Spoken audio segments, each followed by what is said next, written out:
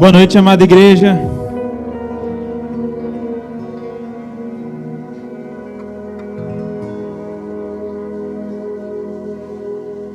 Podem tomar assento, viu?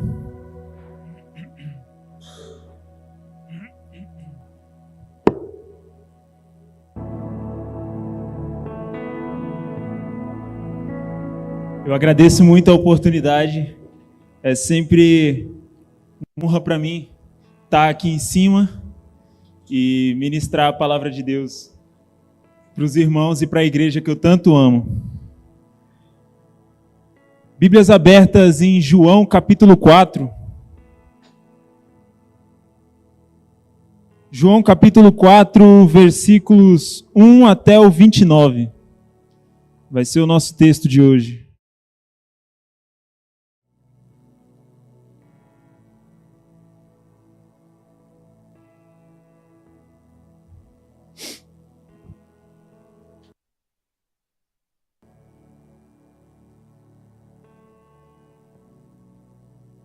João capítulo 4, versículo 1 até o 29.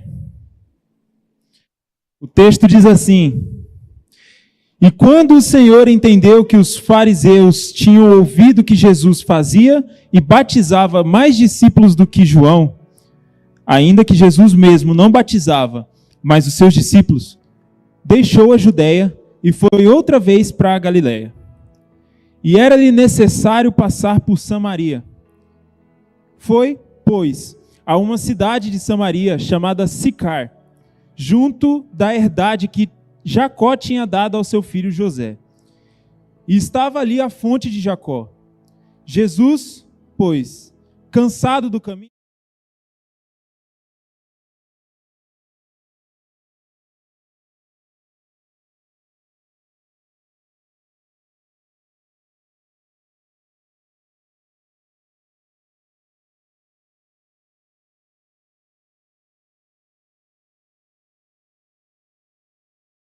disse-lhe, pois, a mulher samaritana: Como, sendo tu judeu, me pedes de beber a mim, que sou mulher samaritana? Porque os judeus não se comunicavam com os samaritanos. Jesus respondeu e disse-lhe: Se tu conheceras o dom de Deus, e quem é o que te diz, dá-me de beber, tu lhe pedirias, e ele te daria água viva. Disse-lhe a mulher: Senhor, tu não tens com que atirar, e o poço é fundo. Onde, pois, tens a água viva? És tu maior do que nosso pai Jacó, que nos deu o poço, bebendo ele próprio dele, e os seus filhos, e o seu gado? Jesus respondeu e disse-lhe: Qualquer que beber desta água tornará a ter sede, mas aquele que beber da água que eu lhe der, nunca terá sede, porque a água que eu lhe der se fará nele uma fonte de água viva, que salte para a vida eterna. Disse-lhe a mulher: Senhor, dá-me dessa água, para que eu não tenha mais sede, e não venha aqui tirá-la. Disse-lhe Jesus: Vai, chama o teu marido, e vem cá. A mulher respondeu e disse: Não tenho marido. Disse-lhe Jesus: Disseste bem, não tenho marido, porque tiveste 5 maridos, e o que tens agora não é teu marido. Isto disseste com verdade. Disse-lhe a mulher: Senhor, vejo que és profeta. Nossos pais adoraram nesse monte, e vós dizeis que é em Jerusalém o lugar onde deve se adorar. Disse-lhe Jesus: Mulher, crê-me que a hora vem, e que nem neste monte, nem em Jerusalém, adorareis ao Pai. Vós adorais o que não sabeis, nós adoramos o que sabemos, porque a salvação vem dos judeus. Mas a hora vem, e agora é, em que os verdadeiros adoradores adorarão ao Pai em espírito e em verdade, porque o Pai procura tais que assim o adorem. Deus é espírito, e importa que os que o adorem em espírito e em verdade. A mulher disse: Eu sei que o Messias, que se chama Cristo, vem. Quando ele vier, nos anunciará tudo. Jesus disse-lhe: Eu sou o que falo contigo. E nisto vieram seus discípulos e maravilharam-se do que estivesse falando com uma mulher. Todavia, nenhum lhe disse: que perguntas? Ou por que falas com ela? Deixou, pois, a mulher o seu cântaro e foi à cidade e disse àqueles homens: vinde, vede um homem que me disse tudo quanto tenho feito. Porventura, não é este o Cristo? Irmão, feche os seus olhos. Vamos orar ao nosso Deus essa noite, pedindo que Ele abra o nosso coração e abra a nossa mente para compreender a palavra dEle. Senhor, em nome de Jesus, nós nos colocamos diante da Tua presença, Senhor. Nós reconhecemos que somos pequenos. Nós reconhecemos que sem o Senhor abrindo as nossas mentes, nós não seremos capazes de entender a Tua palavra. Nós reconhecemos, Senhor, que somos pequenos e que sem o Senhor abrindo os nossos corações, nós não seremos transformados pela Tua palavra. Ó Espírito Santo de Deus, o Senhor que habita dentro de nós, nos transforme nesta noite. Não permita que saiamos daqui da mesma maneira que entramos. Não permita que saiamos daqui sem compreender a Tua santa palavra e sem sermos transformados por elas. Em nome de Jesus, Senhor, derrama a Tua glória sobre nós. Em nome de Jesus. Amém. Irmãos, infelizmente, existem pessoas que acreditam serem detentoras das ações de Deus. E o que eu quero dizer com isso? É como se Deus tivesse uma planilha no Excel, onde Ele coloca lá data, dia, o horário, como Ele vai fazer, o que Ele vai fazer. E aí essas pessoas que se acham detentoras das ações de Deus, meio que tem acesso a essa planilha que Deus escreve tudo, esse livro, e se sentem no direito de dizer o que Deus pode e o que Deus não pode fazer. Se sentem no direito de dizer o que Deus vai fazer e o que Ele não vai fazer. Sendo assim, eles limitam descaradamente o agir de Deus. Assim eram os fariseus. Se você olhar na sua Bíblia aí, entre o Antigo e o Novo Testamento, tem uma folha em branco. Essa folha é para simbolizar o período interbíblico. Foi um período de 400 anos, mais ou menos, entre o Antigo Testamento e o Novo Testamento, onde não haviam profeta algum. Não tinham profetas com peso canônico. Não tinham profetas como Elias, como Ezequiel, como Isaías, que suas palavras se tornaram palavra de Deus. Então, nesse silêncio profético, nessa ausência de profetas para trazer a palavra do Senhor, logicamente, o que vai acontecer? As pessoas, homens, vão pegar o Antigo Testamento, que é o que já tinha escrito, que é o que já havia sido escrito, e vão se dedicar ao estudo desse Antigo Testamento para poder guiar aquela sociedade. E foi assim que surgiu os partidos políticos e religiosos, os saduceus, os fariseus, os essênios e os zelotes.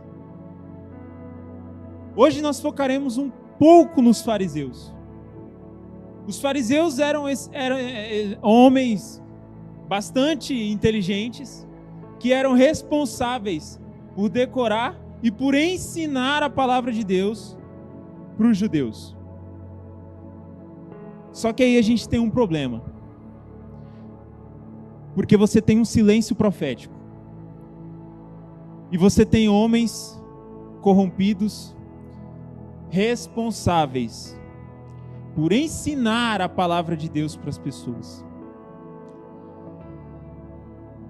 Para que você possa manipular alguém, você precisa ter controle sobre ela. E isso era tudo que os fariseus tinham. Controle sobre as pessoas. Afinal, eles ditam a vida das pessoas. Eles ditam, deturpando a palavra de Deus, o que os judeus poderiam ou não fazer.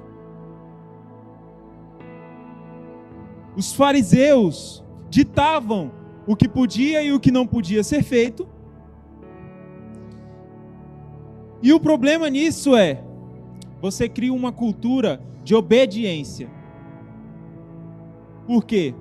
Você tem homens que são responsáveis por ensinar a palavra de Deus, e eles ensinam como? Dizendo o que você pode e o que você não pode fazer.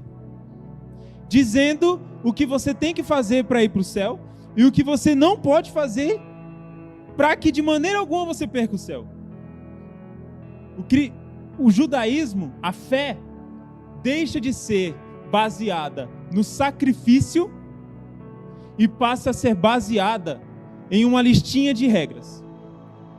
Faça isso e deixe de fazer aquilo, e assim você ganha o céu.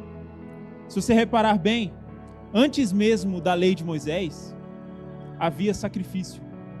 Você estava feliz, fazia um sacrifício. Você pecou, fazia um sacrifício. Noé, quando desceu da arca, o que ele fez? Sacrificou animais. Então o sacrifício sempre foi o centro da fé. Sempre foi o núcleo da fé. E por que o sacrifício, sendo o núcleo da fé, é tão importante? Porque o sacrifício lembra de quem você é. Se você sente necessidade de fazer um sacrifício para Deus, é porque você tem consciência de que você é pecador. Por isso que é tão importante que o sacrifício seja o centro da fé. Porque ele te lembra, você é pecador. Você é pecador. Mas, quando os fariseus monopolizam o ensino da palavra de Deus, o sacrifício deixa de ser o núcleo da fé e ele passa a ser apenas um pedaço, como nós vamos ver aqui. O núcleo da fé agora, o centro da fé, a fé gira em torno agora da obediência, de uma listinha de regras. Faz isso, não faz isso. E o problema disso é que você cria uma cultura de mérito. Se a sua fé é baseada numa lista de regras, quem obedece mais é melhor do que quem obedece menos. É ou não é? Quem obedece mais é melhor, quem não obedece é pior. E foi exatamente isso que os fariseus instituíram, essa cultura de mérito. Dentro disso, os fariseus acreditavam que, e defendiam e ensinavam para as pessoas, que para que você tivesse um encontro com Deus, você precisaria o quê? Cumprir algumas regrinhas. 4 regras. Era ensinado que, para ter um encontro com Deus, você precisa estar no dia certo, com a pessoa certa, no local certo, fazendo o serviço certo. Os fariseus defendiam que para que você tivesse um encontro com Deus, para que você pudesse entrar na presença de Deus, precisava ser o dia certo, o sábado. Precisava estar no local certo, o templo, com a pessoa certa, o sacerdote, fazendo o serviço certo. Um holocausto, um sacrifício de algum animal em cima do altar. Mas aí, se você olhar por essa lógica religiosa, legalista, o encontro de Jesus com a mulher samaritana que nós acabamos de ler, é um encontro impossível de acontecer. É um encontro que, seguindo a lógica dos religiosos fariseus, é um encontro que não deveria de maneira nenhuma ter acontecido. Por quê? Veja bem, a mulher samaritana está no dia errado, não é sábado. Por quê? O texto diz no versículo 8 que os discípulos saíram para comprar comida. Não pode no sábado. E muito menos tirar água de um poço. Não pode no sábado. Então ela está no dia errado. Já começa por aí. Ela está fazendo o serviço errado. Ela não está sacrificando animal. Ela está tirando água de um poço. ela está supostamente com a pessoa errada. Um simples judeu carpinteiro. Ela não está com um sacerdote, entre aspas. E ela também está no local errado. Ela não está no templo, na beira do poço. Ela está na beira de um poço. É impossível que esse encontro aconteça seguindo a lógica dos religiosos que insistem em dizer que sabem os botãozinhos que tem que apertar para entrar na presença de Deus e ter um encontro com Ele. É impossível que esse encontro tenha acontecido. Mas aí, graças a Deus, graças à misericórdia de Deus, a nossa fé não é baseada numa listinha de regras. A nossa fé não é baseada em um checklist que você vai passando. Isso aqui eu fiz, isso aqui eu fiz, isso aqui eu fiz, isso aqui eu fiz também. Ah não, agora eu errei, perdi pontos. A nossa fé não é baseada nisso. A nossa fé é baseada no sacrifício de outro no nosso lugar. É nisso que circula a nossa fé. Esse é o centro da nossa fé. E é por isso que Jesus se encontrou com a mulher samaritana. Porque Jesus age não por meio de uma listinha de regras, mas pela graça. Pela graça. Pela graça.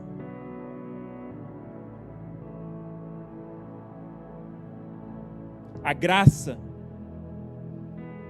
é um rolo compressor. É um triturador que passa por cima da religiosidade. A graça é o predador natural da religiosidade. A graça destrói a religiosidade. E é isso que nós vamos ver estudando o encontro de Jesus com a mulher samaritana. Quantos de vocês querem entender o encontro de Jesus com a mulher samaritana? Digam amém. Oh, glória a Deus. Então vamos lá. Vamos conversar pelo versículo 7 até o 9. Veio uma mulher de Samaria tirar água. Disse-lhe Jesus: dai-me de beber, porque os seus discípulos tinham ido à cidade comprar comida.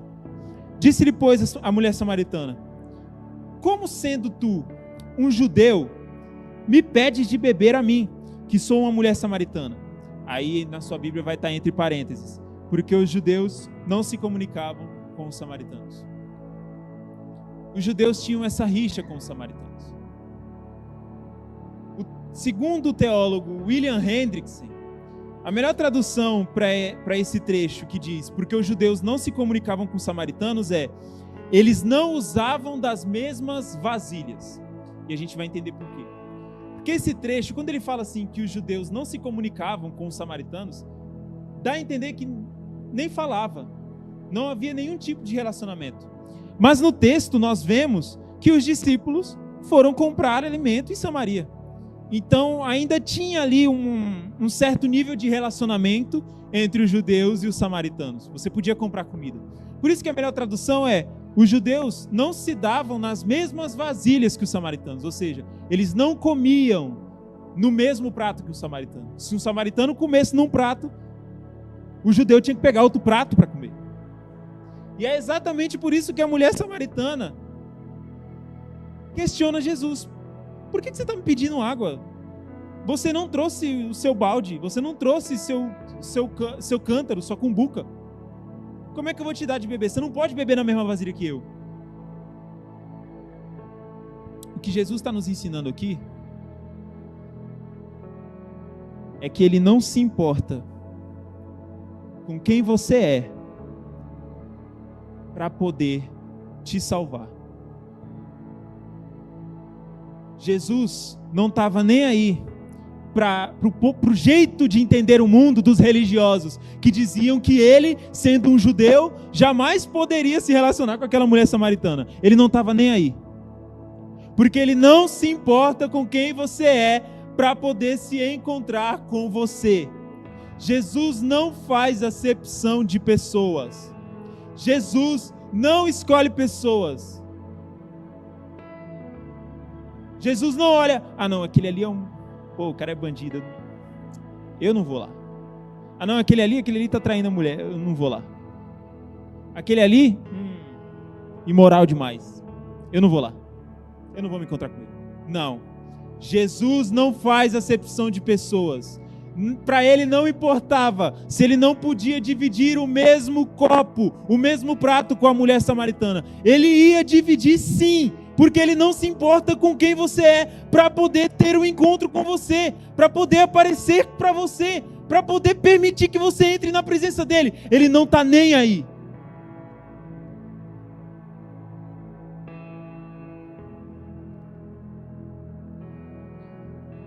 Versículos 10 até o 15.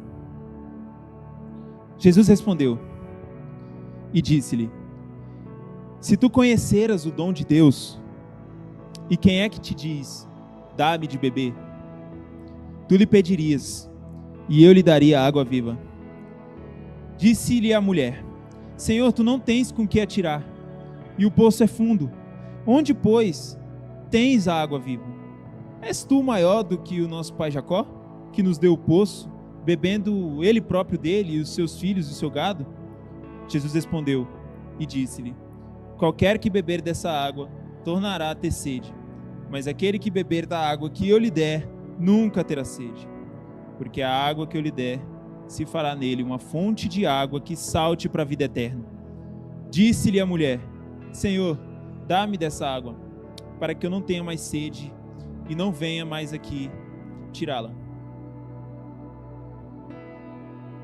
A mulher perguntou para ele: o senhor é um judeu, não podemos beber do mesmo copo, por que o senhor está me pedindo essa água?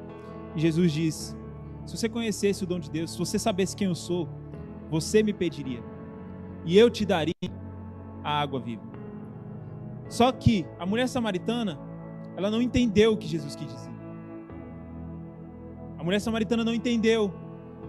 O que ela entendeu é que Jesus, de alguma maneira, tinha acesso a alguma fonte de água natural. Jesus tinha algum terreno, algum lote, aonde brotava uma fonte de água. E é claro que uma fonte de água é bem maior do que um poço. E ele estava dizendo: a água que eu tenho lá no meu terreno é melhor do que desse poço aí. Tanto que é por isso que ela pergunta: o senhor está achando que o senhor é maior do que o nosso pai Jacó? É exatamente isso que ela entendeu. Ela acreditou que Jesus estava falando de uma água natural, de uma fonte de água natural. Mas nós sabemos que não é de uma água natural que Jesus está falando. Jesus está falando de uma água que jorra para a vida eterna. O que Jesus está fazendo aqui é oferecendo a salvação para a mulher samaritana. Jesus está oferecendo uma água para a mulher samaritana que é como um rio que flui dentro dela e que sacia toda a sede. Não a sede natural, a sede espiritual. É uma fonte, é uma água que jorra dentro de você e que preenche o vazio que há dentro do homem e que só pode ser preenchido pelo Espírito Santo de Deus. Jesus oferece a salvação para a mulher samaritana. Jesus diz: mulher, a água que eu tenho é muito melhor. Não porque ela é uma fonte de água natural, não. A água que eu tenho vai resolver o maior problema da sua vida, o pecado. A água que eu tenho vai te tirar do pior caminho da sua vida, o caminho do inferno. Essa é a água que eu tenho para ti, mulher. É a água da salvação que jorra para a vida eterna. Jesus está oferecendo a salvação para a mulher samaritana. Só que aí nos próximos versículos, parece que Jesus vai mudar de assunto. Por quê? A mulher samaritana, ela ainda não entendeu a questão da água viva. Então ela pergunta para Jesus: onde é que tem essa água aí para eu ir lá buscar? Para eu não precisar mais voltar aqui, já que a água nunca acaba e a minha sede nunca mais vai voltar, eu quero ir lá buscar essa água. Aí Jesus parece que muda de assunto, porque ele fala assim, olha o versículos 16 até o 19. Disse-lhe Jesus: vai lá chamar teu marido e volta aqui. A mulher respondeu: eu não tenho marido. Então Jesus disse: não tenho marido. É porque tu já teve 5. E o que você tem agora não é o teu marido. Disse muito bem quando você diz que não tem marido. E a mulher respondeu: vejo que o senhor é um profeta. Não parece que Jesus muda de assunto? Ao invés dele dar o endereço da fonte dele, ele pergunta pelo marido da mulher. O que isso tem a ver? Jesus não está mudando de assunto. Jesus não está mudando de assunto. Jesus está confrontando o pecado da mulher samaritana. Jesus está oferecendo a salvação para ela, mas antes ele precisa confrontar o pecado da mulher samaritana. Então é por isso que ele pergunta do marido dela, porque ele sabe que ela já teve 5 e está com um cara agora que nem é marido dela, é amasiada. E por que Jesus tem que confrontar o pecado da mulher samaritana? Porque ele por acaso é narcisista e quer se ver melhor do que a mulher samaritana? Porque ele quer mostrar para a mulher samaritana que ele é melhor do que ela? Não. É porque alguém que não sabe que está perdido, não sabe que precisa ser encontrado. Alguém que não sabe que está em perigo, não sabe que precisa ser salvo por alguém. Do que adiantaria Jesus simplesmente oferecer a salvação para a mulher samaritana, sem que ela soubesse que precisava ser salva? Então Jesus vai direto na consciência da mulher samaritana. Vai lá, mulher, chama teu marido lá. Ah não, eu não tenho marido não. É, porque tu tem 5, né? Jesus confronta o pecado da mulher samaritana. E essa é a nossa função também. Nós não podemos nos esquecer disso. Nós não podemos nos esquecer disso. Eu já evangelizei com muitas pessoas, de muitas igrejas diferentes. E uma das coisas que eu mais sinto ausência nesses evangelismos é o confronto do pecado das pessoas. É chegar em alguém e dizer: ei, Jesus te ama e tem um plano maravilhoso para a sua vida, e ir embora, sem confrontar o pecado da pessoa. Às vezes aquele cara tem um amante. Às vezes aquele cara frequenta casas noturnas. Aí, em vez de você chegar nele e mandar ele parar com isso e falar que ele precisa de Jesus depois, não, você fala: irmão, estou aqui para dizer que Deus tem um plano maravilhoso para a sua vida, Ele te ama muito. Qual que é o sentido disso? Nós não podemos nos esquecer que ao evangelizarmos alguém, que ao falarmos de Jesus para alguém, nós precisamos efetivamente confrontar o pecado das pessoas. Porque alguém que não sabe que está perdido, não sabe que precisa ser salvo. Para que a mulher samaritana ia precisar de Jesus, se ela não sabe que está perdida? Por isso Jesus confronta. Por isso que Jesus confronta. Jesus já te confrontou? Você que está aqui hoje, que alega ser cristão, que alega ter o Espírito Santo de Deus, Jesus já confrontou os seus pecados? Jesus já mandou você prestar atenção nos caminhos que você está andando? Porque se Jesus nunca expôs os seus pecados, e você está aqui na igreja só pelo oba-oba, só porque você acha que é legal ser cristão, está na hora de rever a sua fé, rever os seus conceitos. E se você está aqui hoje e você percebeu que Jesus nunca confrontou os seus pecados, permita que eu faça isso por ele agora. Sabe por que você precisa de Jesus? Sabe por quê? Quantos pecados foram necessários para que Deus expulsasse Adão e Eva do Éden? Um pecado. Somente um pecado. Agora diz para mim, quantas mentiras você já contou?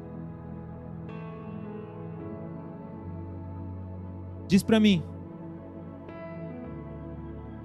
Diz para mim quantos pensamentos impuros você já teve. Homens que nunca foram confrontados. Sabia que olhar para as mulheres na rua é pecado? É adultério? Para quantas mulheres você já olhou? Você já tem 3 pecados. 3 pecados. Será que você precisa de Jesus?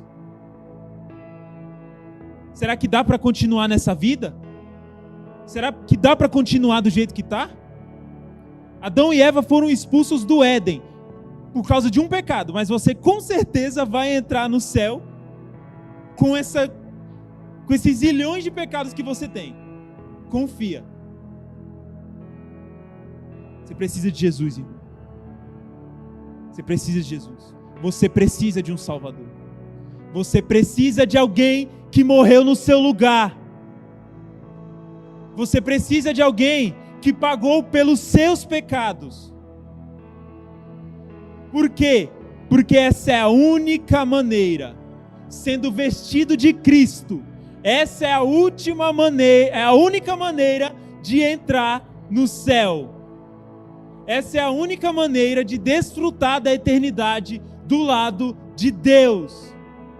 Não tem outro caminho.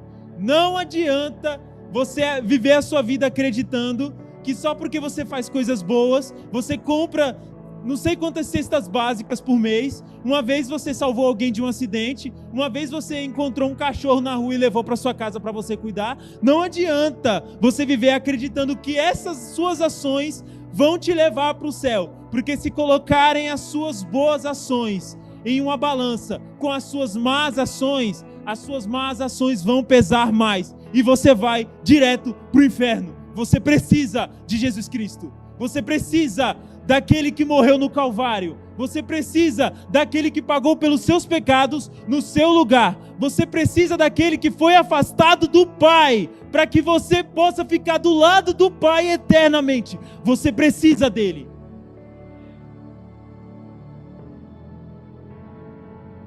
Versículos do 20 até o 24.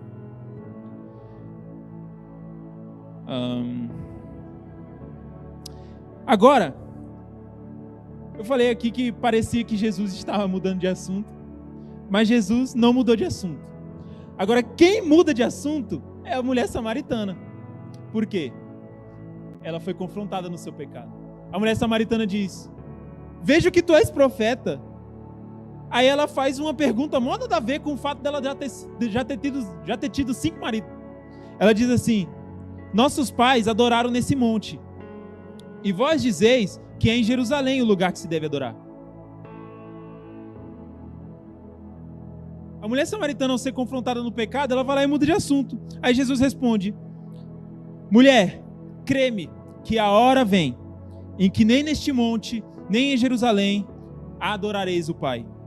Vós adorais os que não sabeis. Nós adoramos o que sabemos, porque a salvação vem dos judeus. Mas a hora vem, e na verdade já chegou, em que os verdadeiros adoradores adorarão ao Pai em espírito e em verdade, porque o Pai procura as tais que assim o adorem. Deus é espírito, e importa que os que o adoram, adorem em espírito e em verdade. Ela muda de assunto porque Jesus tocou na ferida. Por isso que ela muda de assunto. Jesus tocou no pecado. Jesus tocou nos 5 adultérios. E aí ela faz uma pergunta: vocês, judeus, adoram lá em Jerusalém, mas a gente diz que tem que adorar aqui no Monte Gerizim? Qual que é o lugar certo? Por que isso? Depois da morte do rei Salomão, Israel foi dividido em 2. A gente sabe disso. Reino do Norte e Reino do Sul. Se eu não me engano, o nome dos reis foram Jeroboão e Roboão. Eu não lembro com qual reino cada um ficou, mas foram esses 2. E aí surgiu essa treta, esse problema entre os samaritanos e os judeus. Por isso que ela pergunta: vocês judeus falam que tem que adorar lá em Jerusalém, lá dentro do templo. A gente diz que tem que adorar aqui em Gerizim. Qual que é o lugar certo para adorar a Deus? Vamos lá. A mulher samaritana mudou de assunto porque Jesus confrontou o pecado dela. E eu tenho certeza que muitos aqui, ao serem confrontados pelo que eu acabei de falar, também estão tentando desviar o foco. Ah, mas isso que ele falou não tem nada a ver. Ah, mas não é isso que ele falou sobre a questão do pecado? Não é bem assim. Na hora, quando o arrebatamento vier, eu seguro em alguém e eu subo junto. Não precisa também fazer essa mudança toda, né? Aceitar Jesus, aí eu acabo me convertendo, aí eu não posso fazer o que eu quero, só que Jesus... Não precisa disso tudo. Esse cara tá doido. Esse cara tá mentindo para mim. Saiba que você está fazendo exatamente o que a mulher samaritana fez. Ao ser confrontada pelo pecado, ela muda de assunto. Pois é, né, Jesus? Onde é que tem que adorar? E aí Jesus vai responder: mulher, meio que não importa. Não importa. Esse tempo onde tem que adorar aqui, ou então tem que adorar lá, já acabou. Chegou um novo tempo. Um tempo em que não importa aonde você adora, e sim quem você adora e como você adora. Esse é o tempo que eu vim trazer. Esse é o tempo que eu, Jesus Cristo, vim trazer, vim instaurar, vim inaugurar. Já não importa mais, mulher. Já não importa mais se você está aqui no Monte Gerizim, em Samaria, ou se você está lá em Jerusalém. Importa que você adore o Pai em espírito e em verdade. Por incrível que pareça, existem supostas igrejas, entre aspas, que batem na tecla de que não existe salvação fora da igreja do bonitinho. Dentro da minha igreja é que tem a salvação, fora daqui não tem mais. Tem uma igreja aí, eu não vou falar o nome, mas tem uma igreja aí que diz que ela é a própria graça. A igreja é a própria graça. Mas isso vai exatamente contra o que Jesus está dizendo aqui. Isso vai exatamente contra o que Jesus está dizendo aqui. A mulher samaritana pergunta exatamente isso. Para eu ser salvo, para eu ter um encontro com o Senhor, para eu me encontrar com o Senhor, eu tenho que estar lá em Jerusalém, dentro do templo? Ou eu tenho que ficar aqui no Monte Gerizim? Se você perguntar isso para os membros dessas igrejas, entre aspas, eles vão dizer: não, você tem que estar aqui dentro, comigo ensinando para você. E se você quiser ir em outra igreja, eu tenho que deixar. Se eu não deixar, você não vai. Senão você sai da minha cobertura espiritual. Mas o que Jesus está dizendo aqui é o seguinte: isso não existe mais. Não tem essa de a minha igreja salva. Só dentro da minha igreja tem salvação e nas outras não tem mais. Somente dentro do meu templo, somente aqui onde eu estou tem a salvação. Fora daqui não tem mais. Não existe isso. Não existe isso. Jesus se encontra com quem Ele quiser, aonde Ele quiser, quando Ele quiser. E quando Ele quiser. Tem gente que, por incrível que pareça, é contra capelania prisional e pregar pros presos dentro de presídio. Tem gente que quer proibir isso. Porque, não, ali não é um lugar de adorar a Deus, é uma prisão, meu Deus, tanto de gente que morre lá dentro. Tanto de gente que faz atrocidade lá dentro. Ali não tem como fazer um culto ali. Não importa onde você adora, e sim quem e como você adora. Você tem que adorar o Pai, o Filho e o Espírito Santo, em verdade e em espírito, com todo o seu ser, com todo o seu coração, com toda a sua devoção, com toda a sua vida. Sua vida tem que estar no altar de Deus o tempo inteiro. O tempo inteiro. É em espírito e em verdade. O tempo inteiro, com tudo que você tem, com todas as suas forças, com todo o seu entendimento, você tem que amar a Deus. Não importa se você está aqui na Tibapa, ou se você está, sei lá, no meio de uma tribo indígena no Amazonas. Não importa o lugar. Porque aonde você estiver, e clamar por Jesus, Ele encontrará você. A mulher samaritana estava onde? A mulher samaritana estava dentro de um templo. A mulher samaritana estava fazendo um sacrifício. Não, a mulher samaritana estava tirando água de um poço. E Jesus encontrou ela.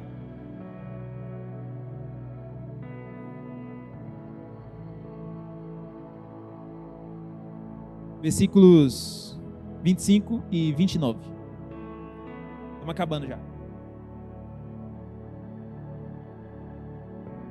A mulher disse-lhe: eu sei que o Messias, que se chama o Cristo, ela ainda não entendeu nada. Ela ainda não entendeu nada. Tanto que ela está falando para o próprio Jesus Cristo que o Messias vai vir e vai ensinar essas coisas. Olha só. A mulher disse: eu sei que o Messias, que se chama o Cristo, vem. E quando ele vir, ele nos anunciará tudo. Ele vai nos explicar tudo isso. Jesus disse: eu sou o que falo contigo. E nisto vieram os seus discípulos e maravilharam-se de que estivesse falando com uma mulher. Todavia, nenhum lhe disse: que perguntas? Ou por que fala com elas? Deixou, pois, a mulher o seu cântaro e foi à cidade e disse àqueles homens: vinde, vede um homem que me disse tudo quanto tenho feito. Porventura, este não é o Cristo?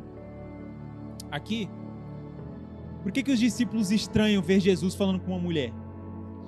Porque os judeus tinham mais uma regra besta, que era: homem não podia falar com mulher na rua. Nenhum rabino podia falar com mulher na rua. Nem se ele encontrasse a própria esposa dele na rua, ele podia falar com ela. Tinha que esperar chegar em casa. Então os discípulos chegam, veem Jesus, o rabi, falando com uma mulher. E é óbvio que eles vão estranhar. Só que nenhum teve coragem de perguntar: o que o senhor está falando com ela? E aqui Jesus faz algo extraordinário. É por isso que eu falei que a graça é o rolo compressor da religiosidade. Veja só, essa é a primeira vez que Jesus se revela explicitamente como o Messias, como o Cristo. Essa é a primeira vez que ele diz com a boca dele: eu sou o Cristo, sou eu. A mulher diz: não, o Messias lá, o Cristo, ele vai vir. Aí ele vai nos ensinar essas coisas. E Jesus diz: sou eu esse Messias aí. Essa é a primeira vez. Olha o tamanho disso. Até então, Jesus fazia as coisinhas dele e falava: ó, conta pra ninguém não. Não tá na hora ainda de mostrar. Mas é justo no encontro com a mulher samaritana que ele resolve se exibir publicamente, pela primeira vez. Olha o tamanho disso. Um encontro que não era nem para ter acontecido. Não era nem para ter acontecido. Essa mulher nunca tinha que ter se encontrado com Jesus. Ela estava tudo errado.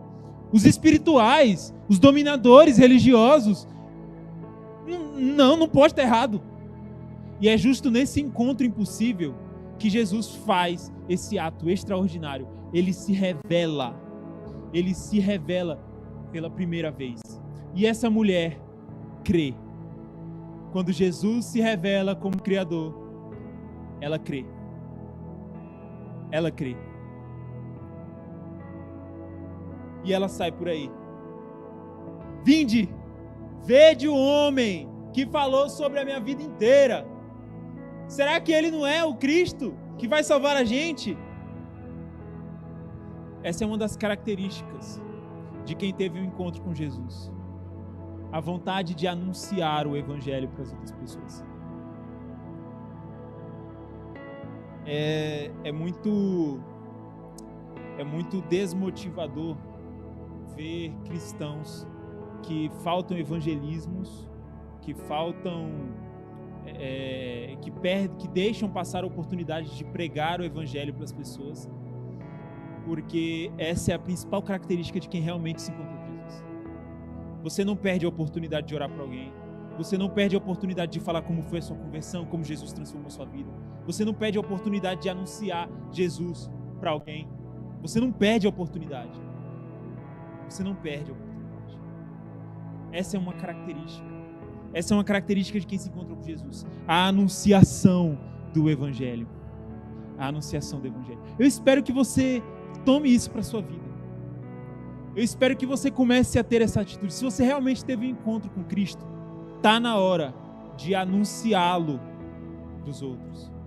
Está na hora de chegar no teu companheiro de trabalho, está na hora de chegar nos teus familiares que ainda não são crentes e dizer para ele: cara, olha só Jesus, deixa eu te contar como é que ele transformou a minha vida. Deixa eu te contar o que ele fez comigo. Deixa eu te falar só um pouquinho do Messias. Conversa besteira o dia todo que Deus deu no trabalho. Fofoca que só ele. Uma língua desse tamanho. Mas para falar de Jesus, se acanha. Eu espero que você tome essa atitude para a sua vida, irmãos. Para a vida de vocês. A anunciação do Evangelho. Nós vemos aqui que esse encontro impossível tem 3 características. Confronto do pecado, Jesus se revela como Cristo e a fé. E eu sei que muitos irmãos aqui oram para que entes queridos, talvez esposas, oram para que os maridos ímpios tenham um encontro com Jesus. Mulheres, mães, pais, oram para que os filhos ímpios tenham um encontro com Jesus. Ou então amigos que você tem muita estima, que você ama muito. Eu sei que você ora para que eles tenham um encontro com Jesus. Continue perseverando. Continue perseverando. Não acredite na religiosidade que diz que esse teu filho, que esse teu marido, que esse teu amigo tem que fazer tal coisa. Ele tem que ser um pouco menos ruim para que Jesus se encontre com ele. Jesus se encontrou com uma mulher que casou 5 vezes. 5 vezes. E ainda estava com um cara que nem era marido dela. Não tem essa de ser menos pior. Não tem uma listinha de regra para ter um encontro com Jesus. Eu estou te falando isso para que você fortaleça ainda mais as suas orações. Para que a sua fé seja ainda mais fortalecida. E você creia que não depende de uma lista de regras. Não depende de um checklist. Ou de fazer alguma coisinha ali, ou fazer alguma coisa ali para o seu filho, para o seu marido, para o seu amigo, para qualquer pessoa que você esteja orando, ter um encontro com Jesus. Só depende da graça de Deus. Porque pela graça sois salvos, mediante a fé. E isso não vem de nós. É dom de Deus. Continue perseverando. Continue perseverando, meu irmão. Feche seus olhos. Vamos orar? Aleluia.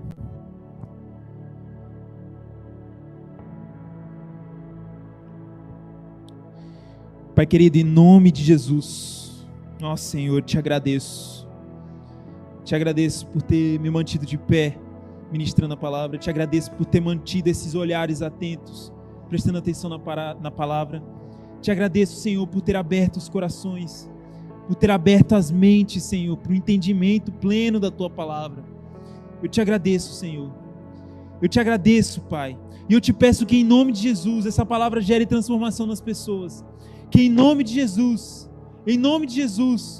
aquelas pessoas que oram para que entes queridos, amigos, tenham um encontro com o Senhor, permaneçam firmes em suas orações, não desistam das suas orações. Ó Senhor, em nome de Jesus eu lhe peço, para que as pessoas que vieram aqui hoje e não tiveram um encontro com o Senhor Jesus, tenham um encontro com o Senhor.